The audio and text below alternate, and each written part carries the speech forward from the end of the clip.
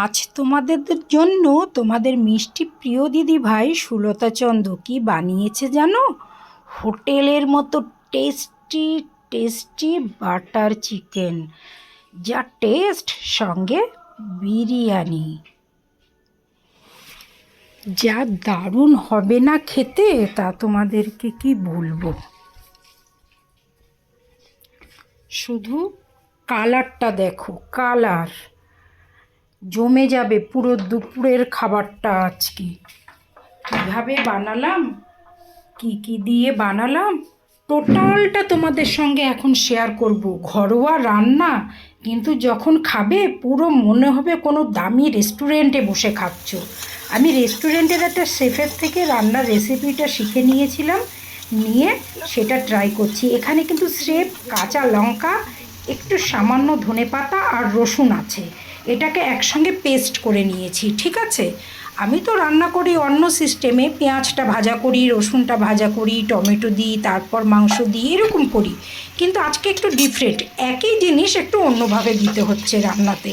এটা কিন্তু একটা বড় রেস্টুরেন্টের শেফের থেকে আমার শেখা।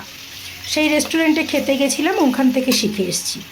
তারপর সেইটা যখন ভাজা ভাজা হয়ে গেল, গ্রিন চিলিটা, তো তার মধ্যে সুন্দর করে ধুয়ে রাখা চিকেনটা দিয়ে দিলাম একটু কাশ্মীরি লঙ্কার গুঁড়ো। এমনি লঙ্কা নয় কিন্তু, যা ঝাল হবে সেটা কিন্তু টোটাল কাঁচা মির্চিতে হবে, ঠিক আছে, গ্রিন চিলিতে হবে। তো সেটা তো আমি বেটে দিয়েছি, দেখেছো, ওটা দিলাম একটু লালচে কালার আনার জন্য।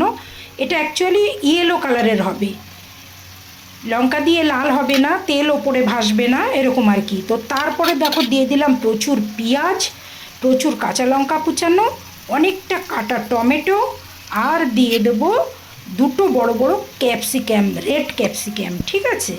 এইটাকে দিয়ে সুন্দর করে অল্প আঁচে আস্তে আস্তে আস্তে আস্তে কষাতে হবে। আর প্রথমে বলে রাখি, ওই যে ভাজা করেছিলাম না, যে গ্রিন চিলি, আদা আর রসুন একসাথে যেটা ভাজলাম, ওটার মধ্যে কিন্তু কিছুটা বাটার দেওয়া ছিল। বাটারের একটা গরম হলে ফোড়নের আলাদা গন্ধ আসে। এইবার গোটা এলাচ, ছোট দানাটা নেবে কিন্তু, বড় বড় মোটা যে এলাচ ওটা নয়, ছোট এলাচ সুন্দর দেখে নেবে। তো যার ভেতরে দানা ভালো থাকবে, 6টা 8টা এলাচ নিয়ে, কোনো বাটাবুটির ঝামেলা নেই, কোনো এলাচের বেটে দিতে হবে না। এটাকে জাস্ট থেঁতো করে, একটু থেঁতো করে আমি যেমন করলাম তেমনি করে দিয়ে দাও নামানোর কিছু আগে। ওর মধ্যে দিয়ে নামিয়ে সুন্দর করে মাংসটা সেদ্ধ পুরো রান্না হওয়ার আগে, এটা তো সব বাড়িতেই হয়, আমার বাড়িতেও হয়, এটা আমি দেবো আমার মেয়েকে একটু টেস্ট করে দেখার জন্য। কষা, একটু কষা না খেলে কি হয় বলো তো, ঠাকুর পাপ দেয় জানো তো। যারা পছন্দ করে বাড়ির ছোটদেরকে একটু দিতে হয়। কেমন হয়েছে কিরে, ঝোল ঠিক আছে তো, সেটা বল।